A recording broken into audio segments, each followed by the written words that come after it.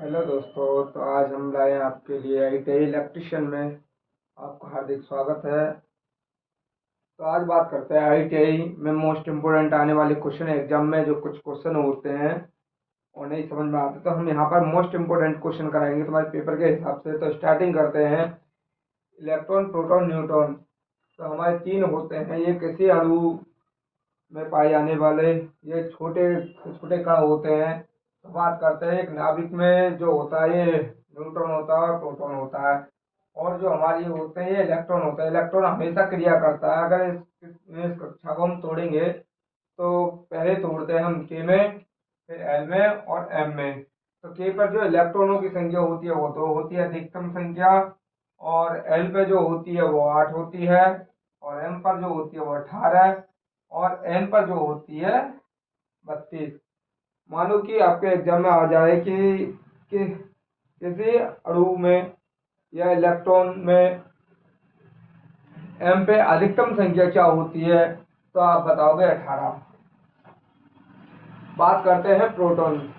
तो ये तो आपको पता होगा कि इलेक्ट्रॉन हमेशा क्रिया करते हैं, प्रोटॉन कभी क्रिया नहीं करते। तो प्रोटॉन की बात करते हैं तो प्रोटॉन पर आवेश जो होता है वो पहले पॉजिटिव होता है।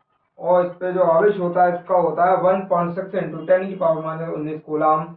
और द्रव्यमान की बात करें तो इस पर द्रव्यमान होता है 1.67 इंटू 10⁻27 किलोग्राम। अब इसी तरह बात करते हैं न्यूट्रॉन पर। तो न्यूट्रॉन पर कोई आवेश नहीं होता, ये आवेशहीन होता है। क्या होता है ये? आवेशहीन। यानी हम कह सकते हैं ये सर्वदाता होता है। आवेशहीन, इस पर कोई चार्ज नहीं होता है। यह एक अर्थ की तरह कार्य करता है। अगर जैसे कि हमारे को लीकेज करंट हो जाता है या अधिक या कम की जरूरत हो तो हमें पृथ्वी से मिल जाती है। न्यूट्रॉन पर कह सकते हैं कि न्यूट्रॉन पर कोई आवेश नहीं होता है। और इलेक्ट्रॉन की बात करते हैं तो इलेक्ट्रॉन पर 1.6 इंटू 10⁻−19 कूलम आवेश होता है। इलेक्ट्रॉन पर हमेशा माइनस रहता है, प्रोटॉन पर पॉजिटिव रहता है। फिर द्रव्यमान की बात करें तो 1.6 इंटू 10⁻19 किलोग्राम होता है। अब बात करते हैं परमाणु। परमाणु उदासीन रहते हैं। परमाणु हमेशा उदासीन रहते हैं, यानी नो चार्ज, इस पर कोई चार्ज नहीं होता है। अब बात करते हैं संयोजक इलेक्ट्रॉन। तो देखते हैं हम सबसे बाहरी कक्षा में उपस्थित इलेक्ट्रॉन संयोजक इलेक्ट्रॉन कहलाते हैं। क्या है कि जैसे संयोजी इलेक्ट्रॉन क्वेश्चन आया कि संयोजक इलेक्ट्रॉन कौन से होते हैं, तो आप बात करोगे संयोजक इलेक्ट्रॉन सबसे बाहरी कक्षा में उपस्थित इलेक्ट्रॉन, यानी ये रहे यहाँ पे, ये क्या है हमारे संयोजक इलेक्ट्रॉन। और बात करते हैं फ्री इलेक्ट्रॉन। तो किसी बंद बैंड को तोड़कर इलेक्ट्रॉन का बहना ही क्रिया यह फ्री इलेक्ट्रॉन कहलाता है। यानी दोबारा से हम रिपीट करते हैं, फ्री इलेक्ट्रॉन बंद बैंड को तोड़कर इलेक्ट्रॉनों का बहना ही फ्री इलेक्ट्रॉन कहलाता है। बात करते हैं आवेश। तो आवेश क्या होते हैं? एक होता है हमारा पॉजिटिव और एक होता है नेगेटिव। बात करते हैं तो पॉजिटिव पॉजिटिव होगा तो क्रिया हमारी प्रतिकर्षण होगी, यानी दूर भागेगी। किसी वस्तु को ले लेंगे हम, या जैसे कि एक मैग्नेटिक चुंबक को ले लेते हैं, एन एस होती है उसमें। अगर हम एन एन एन को जोड़ते हैं तो दूर होती है अट्रैक्शन। डिफ्रैक्शन होता है, यानी प्रतिकर्षण प्रतिकर्षण होता है, वो दूर रखती है। और बात करते हैं और इसी तरह नेगेटिव नेगेटिव होती है तो भी क्या होगा? प्रतिकर्षण। अगर हमारा प्लस और माइनस होगा तो ये होगा हमारा आकर्षण, यानी एक दूसरे की ओर खींचे चले जाएंगे। या अट्रैक्शन, जैसे माइनस और प्लस हमारा होता है तो ये क्या होता है? अट्रैक्शन। तो बात करते हैं विद्युत। तो देखो विद्युत की बात करते हैं तो विद्युत भी दो प्रकार की होती है। सबसे पहले हम बात करेंगे विद्युत में। तो विद्युत एक ऐसी राशि है जिसमें ना तो इसे नंगी आंखों से देखा जा सकता है और ना ही छुआ जा सकता है। इसे किसी उपकरण द्वारा महसूस कर सकते हैं। यानी जैसे कि हमारी जो इलेक्ट्रॉन आ रही है, विद्युत आ रही है, अगर इसको हम किसी कंडक्टर या वायर में बहती है तो इसको हम बता नहीं सकते हैं, क्योंकि वो दिखती भी नहीं है विद्युत, और छुएंगे तो क्षति भी हो सकती है, पता ही नहीं हमें कि विद्युत आ रही है नहीं आ रही। तो इसीलिए इस उपकरण का प्रयोग करें। जैसे एक बल्ब ले लो, बल्ब को क्या है कि बल्ब को तार किसी कंडक्टर से लगा देते हैं, उसमें करंट फ्लो हो रहा हो तो बल्ब जल जाएगा, तो इसका मतलब है कि विद्युत आ रही है हमारी। अगर बल्ब नहीं जलता है तो विद्युत नहीं आ रही है। इस तरह से तो इसको छुआ नहीं जा सकता। अब विद्युत की बात करता हूँ, उसमें विद्युत भी दो प्रकार की होती है, एक होती है स्थायी और एक होती है अस्थायी। तो अस्थायी और अस्थायी में अंतर हमारा देखो, सबसे पहले जो अस्थायी विद्युत है, स्थायी विद्युत, ये विद्युत एक यह विद्युत एक ऐसी विद्युत है जिसे एक स्थान से दूसरे स्थान पर नहीं ले जाया जा सकता। जैसे आकाशीय विद्युत, ना तो इसको प्रयोग में किया जा सकता। तो सबसे पहले विद्युत की बात करें तो विद्युत देखो तीन वैज्ञानिक थे हमारे। एक यूनानी थेल्स नामक वैज्ञानिक थे जिन्होंने प्रथम विद्युत की खोज की। वो थी स्थायी विद्युत, जो जिसे हम प्रयोग नहीं कर सकते थे। फिर दूसरे हमारे वैज्ञानिक आए वोल्टैक नामक जिन्होंने चल विद्युत की खोज की थी। तीसरे आए हमारे ओम नाम वैज्ञानिक, जिन्होंने बताया कि विद्युत में हमारा रेजिस्टेंस और करंट किस तरह फ्लो होता है, किस तरह रेजिस्टेंस होता है, किस तरह करंट होता है, इस तरह से। तो बात करते हैं दोबारा दूसरे विद्युत की।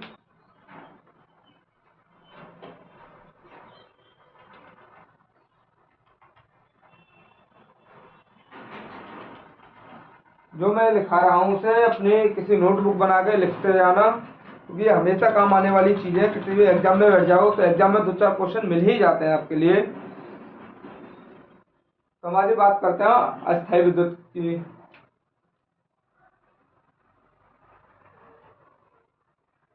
अस्थायी विद्युत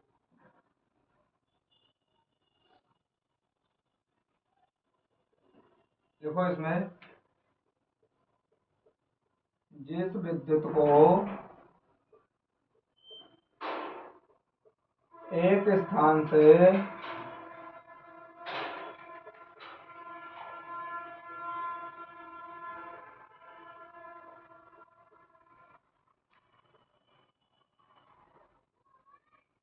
दूसरे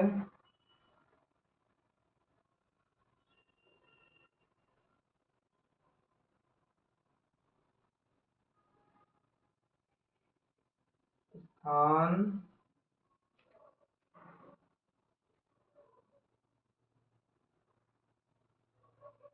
तक ले जाया जा सकता है, उसे अस्थायी विद्युत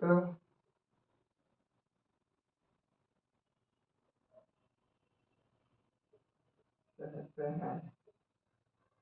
तो क्या करेंगे, इस विद्युत को एक स्थान से दूसरे स्थान पर हम ले जाया जा सकते हैं। तो ये जो विद्युत, अब देखो विद्युत धारा, ये तो हो गई बात कर रहे थे हम विद्युत की। अब बात करते हैं विद्युत धारा। तो विद्युत धारा भी हमारी दो प्रकार की होती है, एक एसी और एक डीसी। एसी यानी अल्टरनेट करंट, और डीसी होती है डायरेक्ट करंट। तो सबसे पहले करेंगे हम विद्युत किस तरह से बहती है, किस तरह से चलेगी।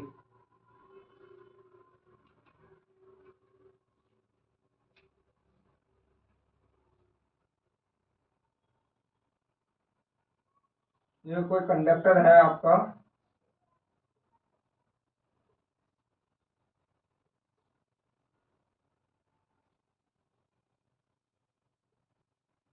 इसमें ये इलेक्ट्रॉन बह रहे हैं आपसे।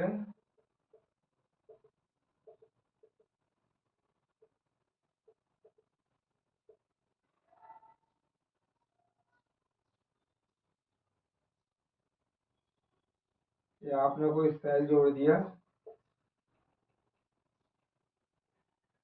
Negative positive. ये हो गया हमारा कंडक्टर यानी चालक। ये हमारे इलेक्ट्रॉन हो गए।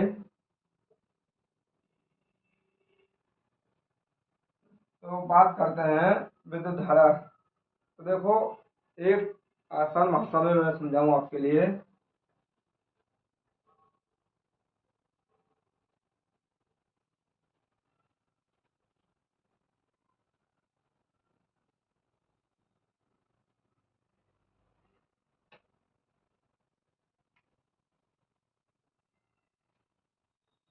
तो बात करते हैं विद्युत धारा क्या होती है। और आप इस चैनल को सब्सक्राइब करना और शेयर करना, लाइक करना।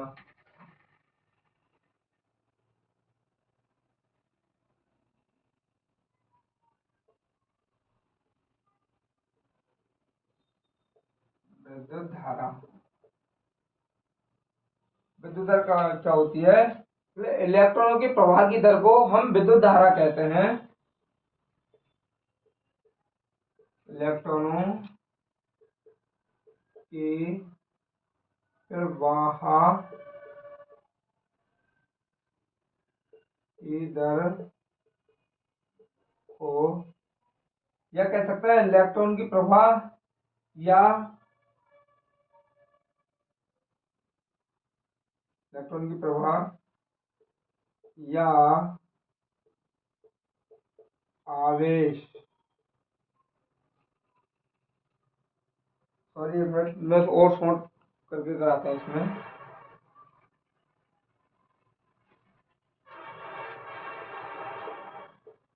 इलेक्ट्रॉन या आवेश की प्रवाह की दर को विद्युत धारा कहते हैं। क्या कि इलेक्ट्रॉन या आवेश की प्रवाह की दर को हम विद्युत धारा कहेंगे। इसमें जब हमारा क्या है, इलेक्ट्रॉन हमेशा पॉजिटिव से नेगेटिव की ओर रहते हैं। ये हमारा करंट जा रहा है इसमें। हमने क्या कहा था, देखो इसका एक फॉर्मूला होता है। इलेक्ट्रॉन की जो हम विद्युत धारा को दर्शाते हैं वो आई से दर्शाते हैं।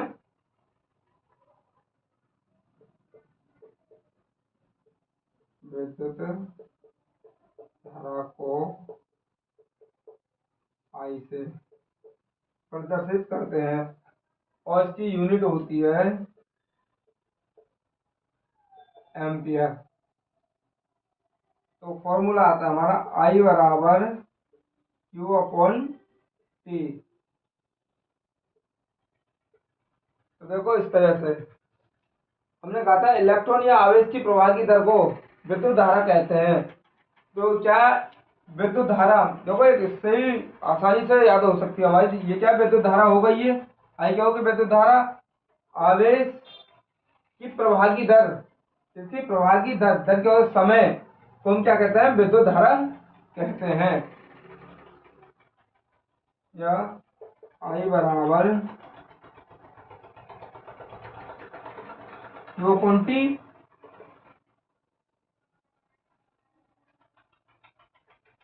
तो इसमें अब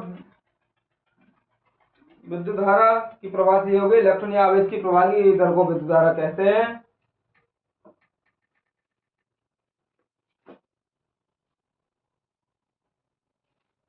ये मैंने आपको बता ही दिया है कि विद्युत धारा हमारी दो प्रकार की होती है। अब बात करते हैं नेक्स्ट, कौन कौन सी होती है दो प्रकार की।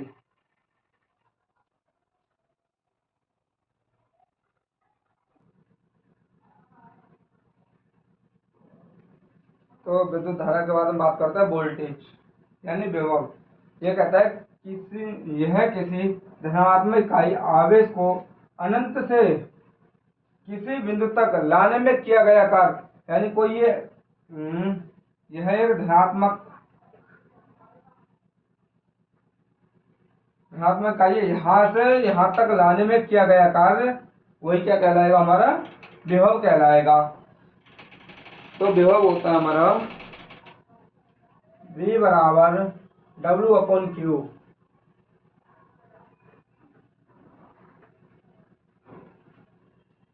वोल्टेज को हम हमेशा V से दर्शाएंगे।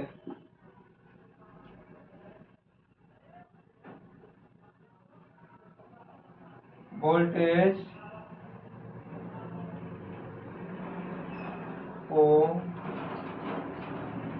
V से दर्शाते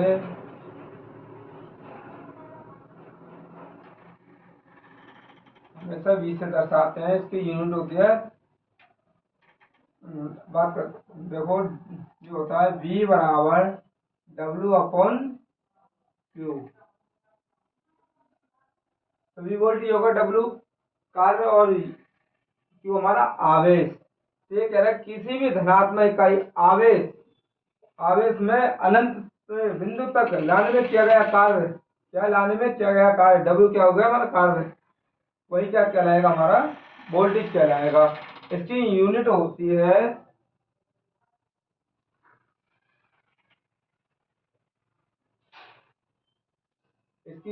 है जूल यूनिट,